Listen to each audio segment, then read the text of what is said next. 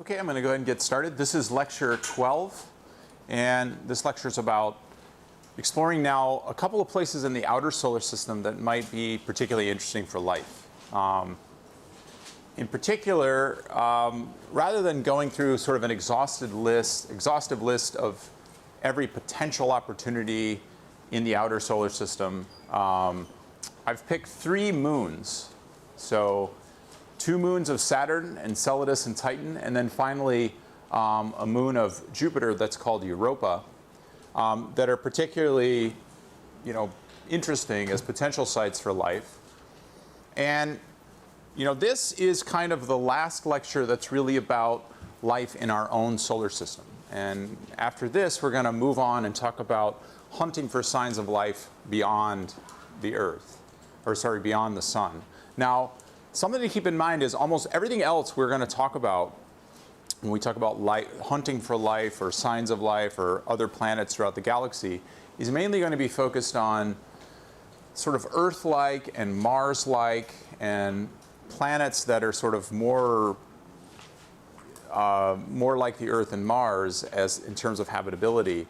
Hunting for moons and looking for whether or not there might be interesting things going on with moons is a little bit harder thing to do. And so this is sort of the last time we'll talk about moons specifically as a potential place where we can find life. But keep that in mind, because as we start talking about sort of next week, as I start talking about finding and hunting for planets around other stars, it's very likely that a lot of those planets will have moons or could have moons. And then, knowing about those moons and imagining all the possibilities that we know about for moons in our own solar system can then just be expanded kind of exponentially throughout the galaxy. So let's start here. Now, here are these 3 moons to scale, and Enceladus, which is a moon of Saturn, and really one of the more interesting objects actually for life, is the smallest thing we're going to be talking about. It's only got a diameter of 500 kilometers, so it's actually a pretty small thing. Then you've got Titan, which is a big moon, and Europa, which are both pretty large moons, which you can compare to the Earth moon, and they're actually bigger than the Earth's moon. But Enceladus is this little bitty thing. So just sort of to set the stage, this is kind of the sizes of the objects that we're talking about. And you also notice just that just in these images, they look very different. Titan is actually a very different kind of object than either Europa or Enceladus. And the Earth's moon, while we have these really cool pictures of it and it looks very interesting, in terms of potential place for life, the moon isn't really that exciting. It doesn't have that much of an atmosphere. It's a pretty dry place. And so we think it's not that interesting a candidate, where these other 3 candidates are kind of interesting things. Now, in particular, Europa and Enceladus, we think, very likely have a lot of water on them. In particular, they have water trapped beneath their icy surfaces. And in fact, so if you look carefully here at Europa, we think that Europa has a core that's metallic, so some kind of metallic core, and then probably some kind of rocky layer of material after that, but then a very deep ocean layer, so a very deep section of this moon we think is actually liquid water. And in fact, it's 100 kilometers deep, we believe, of water. That's a tremendous amount of water. There's probably more water on Europa than there is on all of the Earth. And then finally, there's a very thick layer, 15 to 40 kilometer layer thick of solid ice on the outside of this moon. So when we're thinking about potentially sending probes to this moon, and in fact we want to do that, getting to that water might not be such an easy thing, because you've got to get through a lot of ice to make that happen. Enceladus has less water, but we think there's at least one place where Enceladus has a liquid water ocean in one part of it that's again beneath a pretty solid chunk of ice. We think that Enceladus is probably a rocky core, and it might still be hot because there's sort of potentially radioactive heating in there, keeping it warm. Now, interestingly, in both of these objects, we think we have evidence for jets of water that will occasionally be spewing out through the ice cracks in these objects. So while most of the ice is pretty thick and separated from this water, we think occasionally there will be sort of cracks in that ice and you'll see jets of water streaming out. You can sort of think of as geysers spewing water out of these things. Now, here's where Europa is. Now, remember, Europa is a moon of Jupiter, and it's one of the larger moons of Jupiter. It's right here. Now, when we think about objects as potential candidates for life, we don't normally think about things that are as far away from the sun as Jupiter. But in fact, we think that, but as surprising as this is, we actually think that Europa could be maybe the most promising object in all of the solar system for potential habitability. And that's because it's managed to have a liquid ocean, even though you might have naively thought that would be impossible for something that's as far away from the sun as Jupiter. In fact, we think that there could be complex organic compounds in this water. And the other nice thing about the ice and the water on this thing is, if you were thinking about perhaps life developing at the bottom of these oceans, they're shielded from ultraviolet radiation in much the same way that sort of the ozone layer shields us from ultraviolet radiation. The water and ice plays that role on Europa. And so you could imagine, life at the bottom of some ocean on Europa evolving in much the same way, for example, as deep sea volcanic vents on Earth could have been the sites of first life on this planet. Yeah? Does it have the stuff to make the like little bubble that Earth had? Ah, you mean the like lipid layer or something, yeah, to make a cell? Well, we think that there are organic compounds. Now, whether or not they're actually lipids, that's a much harder thing to know. But there are at least sort of carbon-based compounds there of the same kind of thing that these kind of soap bubble kind of things are made of. So we don't know, and that would be a really exciting thing to find if we were ever to be able to send probes to Europa and look for it. But we just don't know at this point. But in principle, the raw ingredients for those kind of things are there. Any other questions?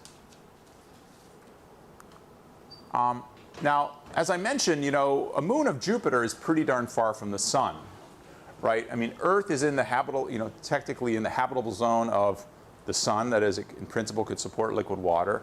And even Mars, although today we think it's too cold to have liquid water, we think in the past at some point it did have liquid water if it had a substantial atmosphere. So, these kind of inner planets that are close to the sun, in principle, it's not crazy to think about them having liquid water and being an interesting place for life. But here we are way out here at Jupiter, where the equilibrium temperature is very, very cold. And if you remember, you can pretty much calculate what you think the characteristic temperature of a planet should be if you know how far away it is from the sun. And naively, you would think something out here where Jupiter is would just be freezing cold. Even if it had a very thick atmosphere, you would think basically there's no chance for liquid water on a planet like this. But if you're a moon of a big planet like Jupiter, you actually have another energy source. And that energy source is actually the gravity of Jupiter itself. So don't forget, right, these moons are orbiting around Jupiter, obviously. And as they orbit around Jupiter, they're feeling the effects of the gravitational field of Jupiter. In particular, if you look at how Europa behaves as it orbits around Jupiter, it has a tidal, it feels a tidal force, okay? This is just the same kind of tidal force that the moon is exerting on the Earth. You might recall that, we have tides on this planet because we have a moon that's tugging on the water, okay? So if you have the moon that's here, right, the oceans of the Earth kind of bulge out, pointing towards the moon. And that's because the place, if you have stuff that's a little bit closer to the moon, it feels a little bit more of a force towards the moon this way, and you actually sort of get a sense of sort of dragging towards the moon. And as the moon goes around, or in fact, as the Earth spins and the moon is in one location, the water kind of stays pointed towards the moon. And that's why the high tide, low tide on Earth are correlated with what's going on with the moon. Now, the same kind of tidal effects are present in Europa. But in this system, right, the whole object is being squeezed because the tidal force is very, very strong. Remember, it's orbiting around Jupiter. Now, you see the effect in water on the Earth because water is very malleable, right? I mean, it can actually slosh in that direction, whereas the rock on the Earth doesn't deform that way because it's got a strong tensile strength, and so it just doesn't bulge out that much. But in Europa, it's feeling a very, very strong tidal force. In fact, a stronger tidal force than what exists between the Earth and the Moon, and that's giving a squeeze to Europa. Okay, so effectively, we can think about it as the gravitational perturbations from this moon orbiting around Jupiter is giving it a squeeze. And when you give something a squeeze like that, that's a way of supplying energy. So I'll play the movie one more time. And so what's happening then is, imagine just having an ice ball, but sort of squeezing it and massaging it for a while. You'll turn some of that ice into water.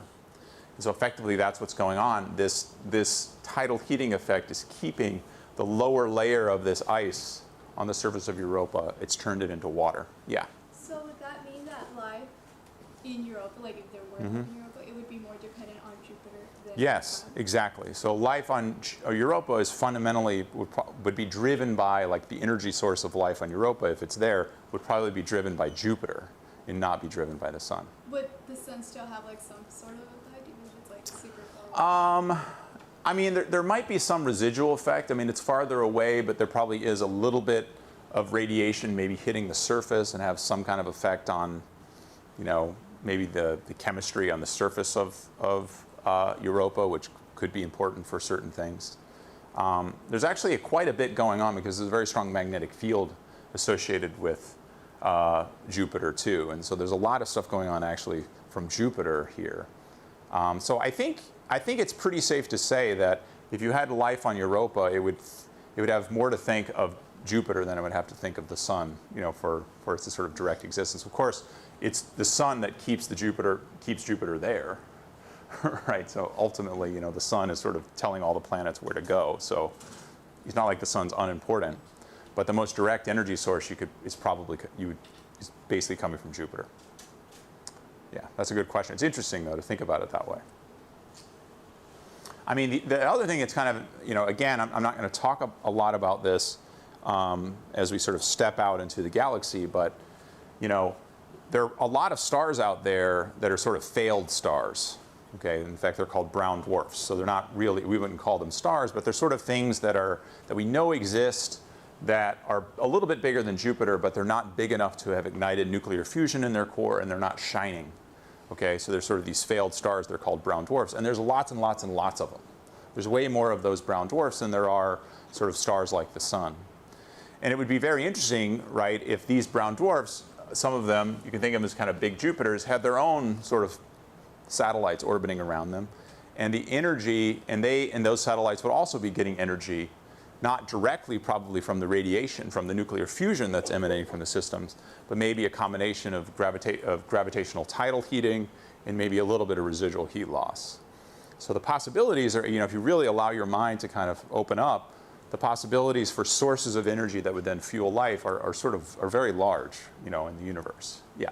As you get more towards the center, would it get like hot? I don't know. That's a very good question. Like, what's the temperature profile as you go through the center of this thing? And frankly, I don't know the answer to that. I naively would think that you're probably getting more direct tidal, almost certainly getting more direct tidal heating in the outer part of the system. But whether or not there might be some residual heat left over in the middle of this thing, maybe from radioactive decay or something like that, I just don't know. Would Yeah. the crushing heat it up? A little bit. I mean, at some level, you have high pressure, so you have high density. So, but I don't think, but the actual tidal stretching and heating itself is probably not that important in the middle. The tidal effects are more important as you go out from an object. Yeah, it's a good question though.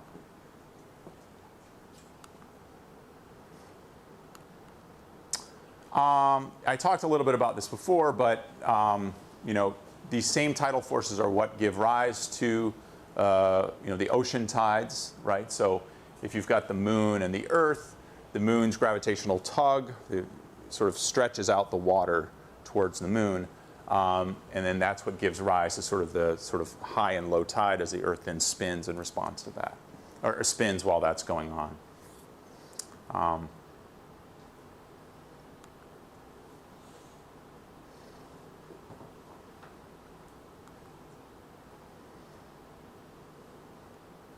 So, you know, as I said before, for the moons of Jupiter, the actual heat, the temperature of these things is driven by Jupiter itself and not the sun. And so it's really being close to Jupiter, where the gravitational field is stronger, that sets how hot you are. So the innermost moon, Io, is the hottest, and the outermost moon, Callisto, is the coldest, and primarily it just has to do with how far it is from Jupiter and how much sort of residual heating you're getting that way. So this goes back to your question, what's driving it? It's really Jupiter is the boss out there and not a little bit less than the sun, a little bit less the sun.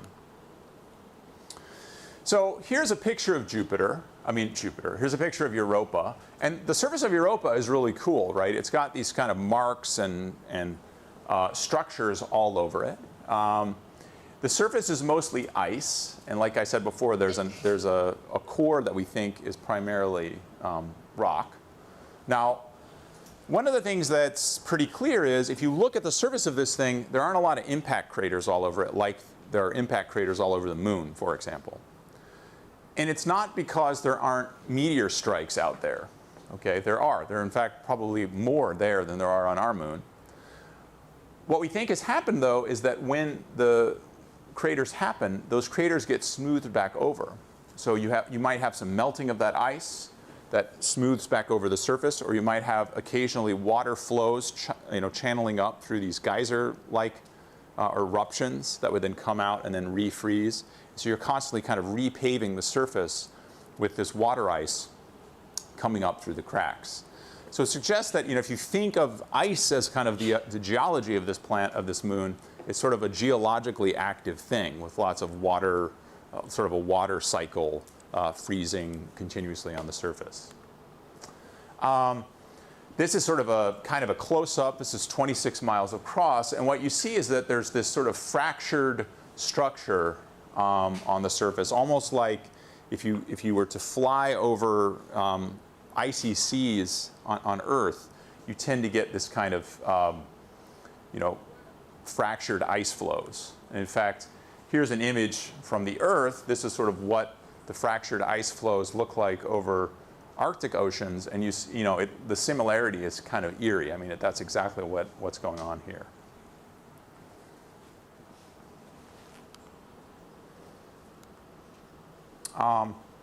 So how do we know that there's the subsurface ocean there? One of the things is there's this fractured ice flow, which really suggests you have these kind of like frozen surface, and then there's water flowing underneath it that sort of will occasionally like move the ice around and refreeze and create these cracks. The other thing is that the Galileo spacecraft, when it first flew by this moon, it discovered that there was a magnetic field being induced coming basically out of the surface of Europa. And these magnetic fields are typically driven by flowing current or flowing ions. And so we think what's going on is that basically the salty water that's underneath the surface contains a lot of ions and is moving around, and this salty water therefore can create a magnetic field when the water is flowing. And in much the same way that water conducts electricity, basically because it has these ions in it, that we're familiar with. It's the same kind of deal here, where you have this kind of flowing ions underneath the surface that generates a magnetic field. So anyway, there's the detected magnetic field, and from studying this magnetic field, that's another piece of evidence that there's this water underneath the surface.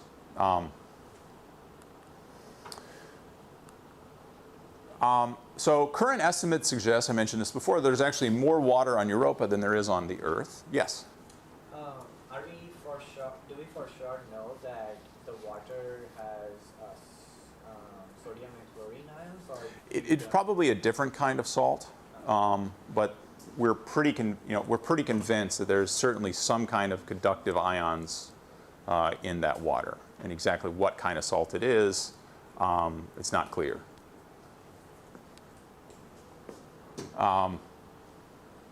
So the fact that there's so much water on this thing, again, is if we're hunting after water as a potential sort of thing that tells us where the life is, this is a good place to look.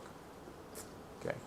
So the evidence that we have occasionally for these geyser-like activity, and I'll show you that again, is kind of interesting, because what you can imagine then is a surface of Europa, if you could take a slice of it, that would look something like this, right? And so you have this kind of deep underwater ocean. And then eventually, this water is at such high pressure that if there are cracks in the ice, you can get these pumes. And then, it would be very interesting if we could go really sample the water that's spraying out of these geyser-type things, because then we can get a sense of what's in that water, right? Are there a lot of organic molecules in that water that could tell us something interesting about life? You might think, well, boy, could an ocean that's underneath a huge ice sheet realistically have life? I mean, you don't have access to the oxygenated air. Is this a place where you could actually reasonably expect to have any kind of life? Well, we do know, for example, that, well, first of all, there are basically ocean-type things or underground or under ice lakes that exist on the Earth. And you can have places that are very, very cold, okay, surrounded by, where there's huge, huge, thick sheets of ice on the Earth. But then there could be pockets beneath that ice where you have liquid water. And so what's going on is it's not like it suddenly gets warm down there, but the pressure is so high that you can actually have liquid water at those high pressures, at those temperatures.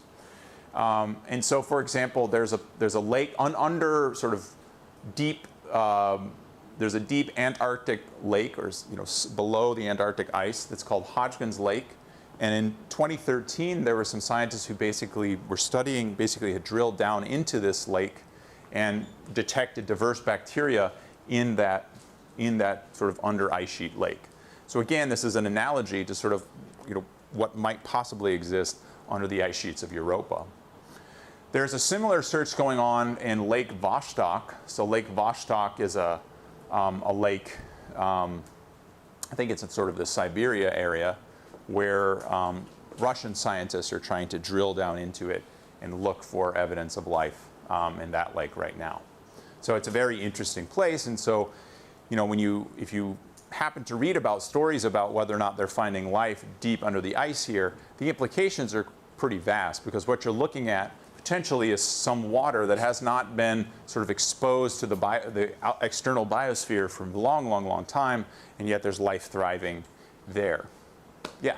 How do they know that there's water under sonar? Yeah, so you can do sort of, you can look at sort of you can basically study gravity and get a sense of like what the density of material is and things like that. I mean, at this point they've actually drilled down into it, so they're quite convinced that it's there. But there's different ways where you can send effectively sonar kinds of things, or you can even send electromagnetic waves and look at bounce back. Do the same thing with sort of gravitational anomalies and begin to look for these kinds of things. Yeah, but it's kind of amazing that we even know that these water deposits are there, that's for sure. So how might we go eventually and explore? Yeah?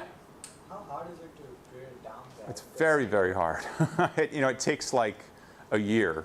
And by the way, this one, this one is only 2 miles thick of ice, which is an incredible amount of ice to drill through, 2 miles.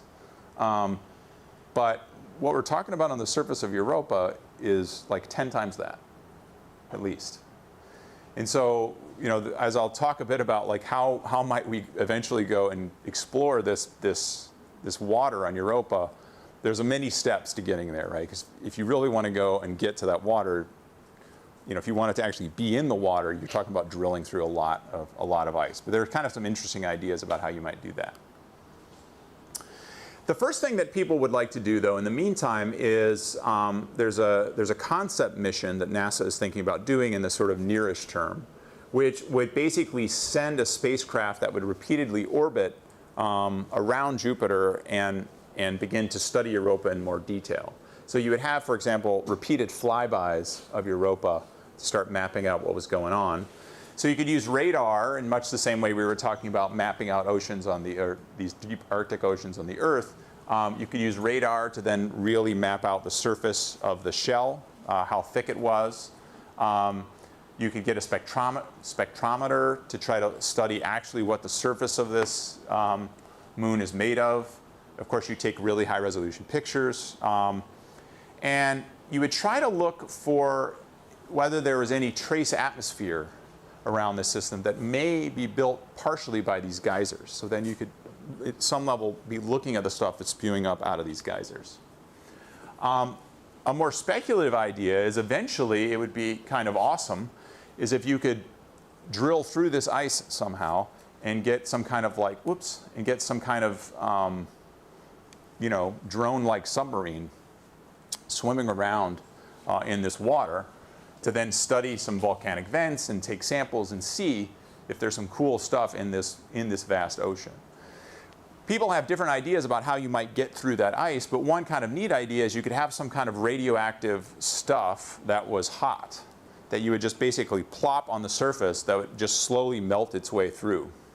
So you would just wait years and years, and eventually it melts its way through, and then you follow that route down. And that would be a cheap and sort of inexpensive way of basically getting a hole in that ice to then send something down there.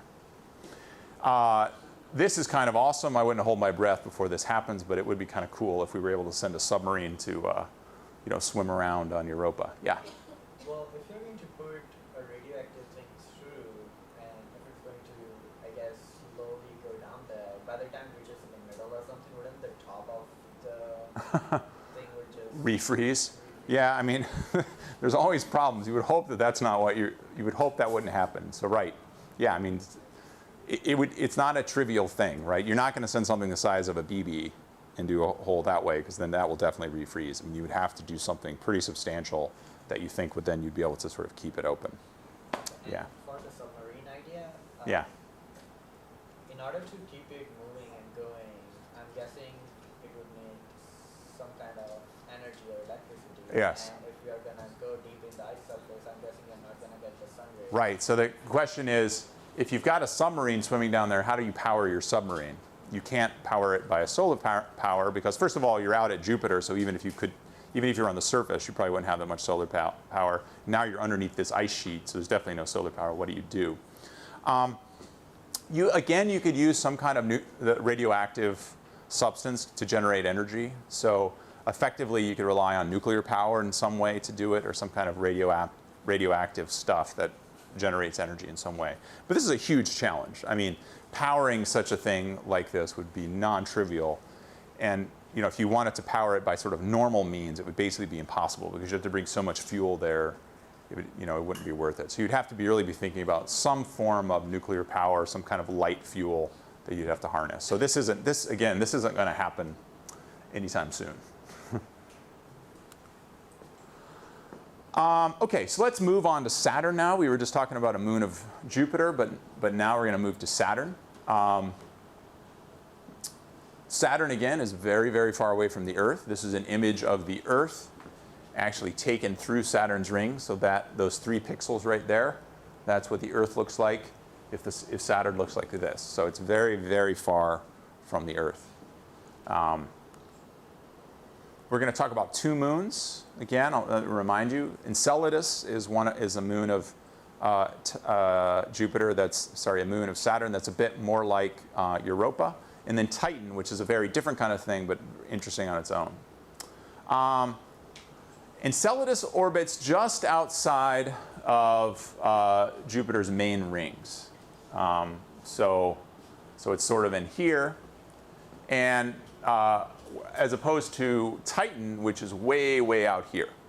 So Enceladus is interesting because, again, it's close enough to Saturn that it can experience these strong tidal forces, and that's why it turns out this thing also has an ocean, an under-ice ocean, whereas Titan is a very different thing. It's cold, and it's a whole different kind of thing going on there.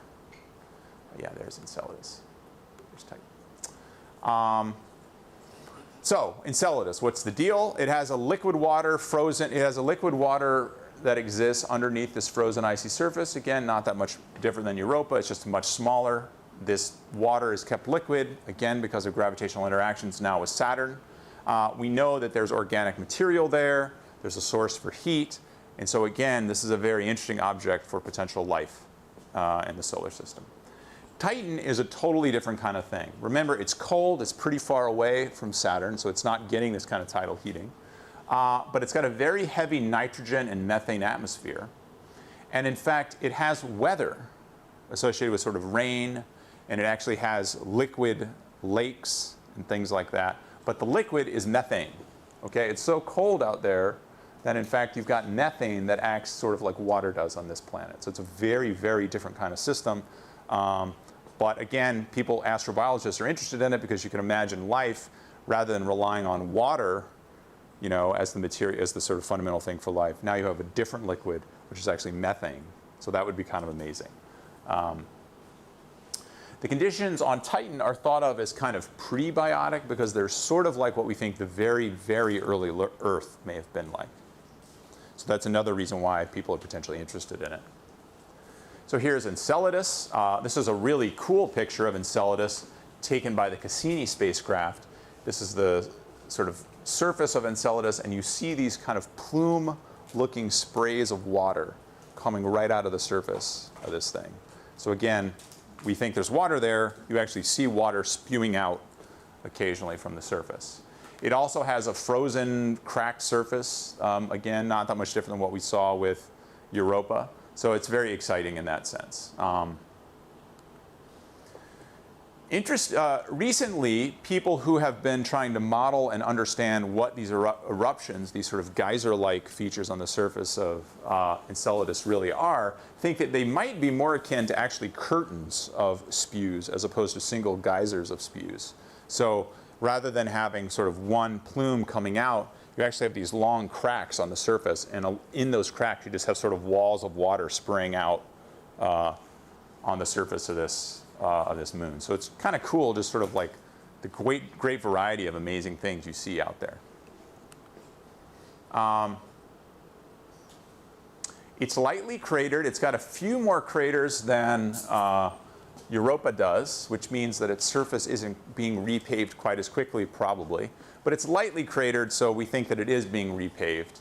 And we also think that it's got a thin water vapor atmosphere. So if water, again, is the currency for life, you've got some serious water going on in this object, and that's why people are interested. There's just a cooler picture of those fountains of Enceladus. Now, Enceladus is teeny tiny, okay? So again, it's not like, it's much, much smaller than the moon. It's sort of, you know, the size of Florida or something. I mean, it's not a very big thing. So in terms of overall amount of water, it's nothing like Europa, but, you know, it's still very interesting. It's also volcanic, which is kind of interesting. And because it has this tidal heating, it kind of has its own internal geology. And if we think that kind of volcanism is important for processes that give rise to life, you've got that going on here too. So you've got a sort of interesting potential sources of energy, you've got water, and so again, it's something we want to think about for potential source of life. Enceladus actually studied the stuff flying out of these sort of cracks and found that there are indeed organic compounds there.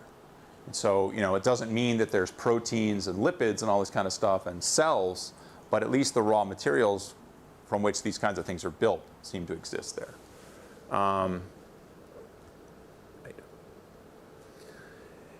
In principle, there could be dissolved carbon dioxide in this water, and so you can actually think of that sort of a, you know, Perrier water type oceans, where, you know, they actually sort of have the fizz when they come out, and so that's one thing that we think exists underneath the ice. So it's sort of a different kind of water than at least most of the oceans of the Earth are like. Now, Titan is a very different kind of thing, as I mentioned before. It's another one of these giant moons of Saturn, but it's got a very, very thick atmosphere. And it's got such a thick atmosphere that it's got a huge pressure. Okay, so it's got a very high atmospheric pressure. And it's so cold and such high atmospheric pressure that actually methane exists as lakes on the surface of Titan. Okay. Now, yeah. Does that mean if we take a lighter to it, we can blow up the planet? There's not a lot of oxygen there. Oh, right. So you need oxygen to fuel your fire. You will be doing a rocket mix module starting tomorrow morning, where you'll learn about that kind of stuff, having to do with respiration and photosynthesis and combustion. But yeah, so there's probably not enough oxygen there that you could light a match and blow it up. But you could go get some methane there, bring it back home and use it for fuel. So if you want to start a venture capital, try to get some venture capital and build a mission to go to Titan, fill up your spaceship with potential fuel and bring it back home, you should do that. I probably won't be investing in your company though. Not because I doubt you, I just think that would be hard to pull off. So here's Titan. Remember this? You guys remember this? I've showed this one before. This is the last time I'm going to show this, but you're going to see this on the final exam, so you sort of make sure you understand what this diagram is. This is a speed. You can think this is sort of, for example, the escape speed of different things in the solar system. Okay, so here's the escape speed of the moon, the escape speed of the Earth. So you have to be going faster than 11 kilometers per second to escape the Earth's gravitational pull, and you have to be going faster than a couple kilometers per second to escape the gravitational pull of Titan, right? And so as things get less massive, they have smaller escape speeds. But what's also plotted on this axis is temperature, okay? And so this is the temperature of sort of stuff on the surface of these different bodies, and the Earth is hotter than Titan. Titan is cold. Now, what you see here is that Titan, although it doesn't, oxygen basically escapes, it's right on the oxygen line, so oxygen basically escapes from this thing. Methane does not. And so methane is bound to this thing because it's so cold, right? If you took Titan and you moved it to the position where the Earth is, okay, it would be too hot to hold on to methane, and you get something that's kind of like the moon, which doesn't have much of an atmosphere at all. But you take Titan and you put it far away from the sun, where it's cold, suddenly now methane is moving slowly enough that it can trap all this methane and have a thick methane atmosphere, and it turns out it does really interesting stuff with this methane. What's it got in its atmosphere? It's got, like I said, nitrogen and methane and tiny amounts of sort of different inert gases. It's extremely cold, and it's extremely high pressure, okay? So it's got sort of 50% higher surface pressure, atmospheric pressure than the Earth does.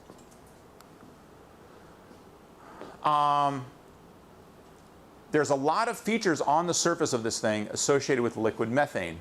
This is a picture of the surface of this moon, and it looks like a lake. It looks like a river, right? So it looks like a river flow, but except this river was made of methane and not water.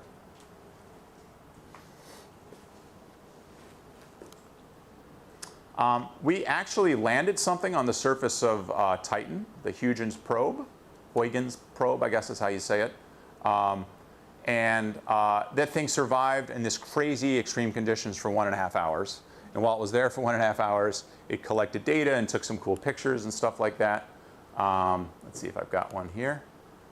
This is sort of a picture of it coming down. So this is what the surface of Titan looks like from 8 kilometers up. And this is an image from the surface of Titan that was made by this lander. And you see these sort of pebbles here on the surface. So we've actually sent something all the way there, yeah. So what was the exact issue that it stopped? I think it's just under that extreme atmospheric pressure and extreme coldness, they didn't build the electronic stuff that it would survive that long. They sort of knew it wasn't going to last that long. So they did a lot of stuff fast. And then there was another orbiter that went around it that kept orbiting around and understanding the moon, but it just dropped one probe down to sort of get close and learn about some other stuff. And then the probe they sent out there kept orbiting for a while. You know, Titan is very interesting, right? Because it's got like dunes and sort of like sand dunes and stuff that look like, you know, sand dunes in the Kalahari Desert, basically, where you sort of wind and stuff gives rise to this kind of structuring on the surface of the thing. And they're made of grains of solid hydrocarbons rather than sand. As I mentioned before, methane on Titan is like water is on the Earth. It has these multiple phases. And all three phases of methane exist on that planet. Okay, so there's liquid, there's ice, and there's vapor. You in fact have this gaseous methane in the planet, and you get clouds of methane, just like you have clouds of water on the Earth, and they rain out. So you get rain of methane, and you get sort of solid bodies of methane, liquid, et cetera. So there's sort of lakes, et cetera, that exist at the poles. So it even snows methane on Titan. So it's really cool. I mean, it's a very bizarre, you talk about alien worlds, like this is a very alien world. And it's fun to imagine, you know, potential of some kind of complex life evolving in this, you know, with water as the substrate, with methane as the substrate, not water. This is the Lake District of Titan, okay? Blue is where you have low radar reflectivity, and so it's basically where you have these methane lakes. So it's really crazy, right? I mean, it looks like here's a lake on Titan, and here's Lake Superior, right? And they're sort of very similar looking things. And so again, this kind of thing can inspire science fiction, et cetera. So there's another picture. I mean, they look like lakes.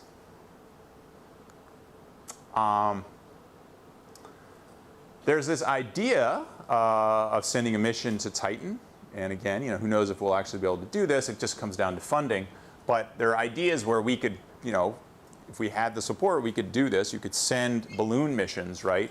Floating a balloon through this sort of thick atmosphere to sort of study the atmosphere and study the surface, looking down. You could even drop boats to sail around on the lakes, on the methane lakes, which would be kind of amazing. And it would be really a cool laboratory for prebiotic chemistry to look at the kind of complex chemistry that would be going on in this environment that, again, might be sort of prebiotic Earth, or you might see something even more surprising there that's evolved in the presence of this very different kind of environment. I want to end going back here to Europa. I particularly like Europa. I think Europa is a cool potential place to think about sending a probe. I mean, it's not going to be particularly easy, but just the potential there is so exciting. I actually think that sending missions to Europa might be more interesting than sending more missions to Mars. Although, you know, I'm sure some of my friends who work on studying Mars would really hate for me to say that. You can make arguments both ways, but there's so much potential there. It'd be exciting to think about doing something more with Europa. In particular, if there really are deep sea volcanic vents, okay, that mirror the deep sea volcanic vents that we think may have been the sites of the origin of life on Earth, okay, that same kind of thing may very well exist on the bottoms of the oceans on Europa. And wouldn't it be exciting if you were to go there and see that life had sprouted there just like we think it sprouted on Earth some, 3.8 billion years ago.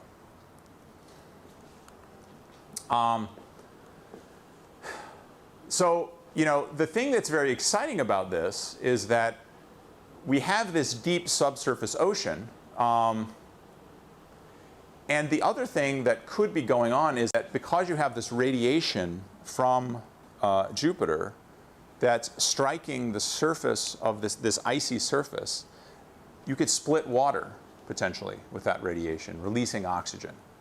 So you can imagine a situation where if you have oxygen that's sort of arising on the surface, and if there are basically processes that can bring this oxygen back down through the water ice back down into the water, you could even have a natural source where you could be creating oxygen through splitting this water, basically. Then have that oxygen dissolved in the water. And you can imagine having a deep, thick ocean with dissolved oxygen, which could be important for, if you had aerobic respiration, powering life and some of these things. And also, if there are these deep volcanic vents, you would have another source of energy. So you can imagine all kinds of crazy things going on there, and we wouldn't actually know about it, right? There could be jellyfish, swimming around. I mean, I'm not saying I believe that, but there could be, jellyfish swimming around in the bottom of this sort of ocean that exists on this moon orbiting around Jupiter. So the possibilities are, in principle, great. I mean, this is pretty speculative stuff, but it's an interesting possibility. This is not completely impossible. The odds are very small, but it's not without question that this could possibly exist. It would be a very different kind of thing because it's very, very cold there compared to Earth. By the way, I've gotten a couple emails recently about people looking to do something else for extra credit. We had that viewing night, and some people went to that, but some people would like to do something else for extra credit. If you are hankering to get a little bit of extra credit, not a huge amount, but a little bit of extra credit, if you've ever seen this movie, there's a movie called Europa Report, which actually is reasonably well done, I think. I mean, I don't know. I'm not like a movie critic, but I think it's okay. And scientifically, it's kind of interesting. So you could look, if you want to, you could watch this movie. I think it's like on Netflix and other things. I don't even know if you have a subscription to Netflix. I think you can watch it for free. You can watch this movie and write up 2 or 3 paragraphs for me summarizing it and what you think about the way they treat life on Europa. Maybe summarizing the movie and saying a bit about whether you think it's realistic the way they talk about life on Europa. And then you can just send that to me as an email with the subject heading, extra credit 20E or something like that. Okay. Has anyone actually seen this movie? Really? What do you think? It's an okay movie. It's kind of boring at this point. Boring? Okay. But it's still pretty interesting. Good ending. Yeah, interesting idea, interesting ending. Okay, great. With that glowing review, I'm sure you all run out. Anyway. It's not a Hollywood movie for sure. Yeah. It's not a blockbuster, right? Okay. Anyway. Questions about this you can ask me later. Okay. So let me just sort of back up then and sort of show you where we are, right? I mean, this is the list. This is sort of showing all of these sort of different sort of Earth mass and slightly lower mass things that exist in the solar system. As we're about to sort of talk about, sort of in the last sort of fun, exciting part of this course, actually, we are getting to the point now where we are actually detecting planets orbiting other stars that are about as big as the Earth, and we know of them. We know where they are, or where they exist, where their orbital periods are, roughly how close they are to their stars, and what their temperature should be roughly if they have an atmosphere like the Earth. So we're getting to a point now where we're actually beginning able to learn about these things and map these things out. As we'll discuss, finding things that are smaller than that is harder and harder. So the smaller things are harder to find. And the missions today are focusing on things that are sort of Earth mass because we think that's sort of a sweet spot where you've got, the right kind of, you don't have their cores that have cooled off, and so these might be good objects for magnetic fields that it could have held onto their atmospheres. If you get down to sort of Mars mass, we think, well, those things may be too cold. They might not be able to hold on to significant atmospheres. And so that's the thing that's kind of motivated the search for sort of Earth, for Earth 2.0 that's kind of going on right now. But it's useful to sort of keep in the back of your mind, there could be this plethora of other things that are much smaller than that, also orbiting around either planets or the stars themselves in these other star systems. And the potential for life on those is also non-zero, depending on what the energy sources are. So probably over the next sort of 10 to 20 years, we're going to make the most progress finding these kinds of things and even potentially studying the atmospheres of these kinds of things orbiting other stars, looking for signs of life on those planets, which would be a huge deal. But it's a non-exhaustive thing because the process keeps going down to sort of interesting moons. And, as we discussed, there's Titan, there's Europa. You can get down to some of these planets if they have their own moons. That could be another interesting thing there. Detecting moons around exoplanets, that's what these planets around other stars are called. Detecting moons around exoplanets or exomoons is harder than finding the planets, but not impossible. And potentially we may begin to learn something about those steps in the years ahead. Okay, so tomorrow morning, so you have homework assignment that's out right now. In the meantime, you're also going to get a rocket mix module to do. I will send an email out about that, and you'll have a couple days to get that done. And then I will see you again on Tuesday. Thanks.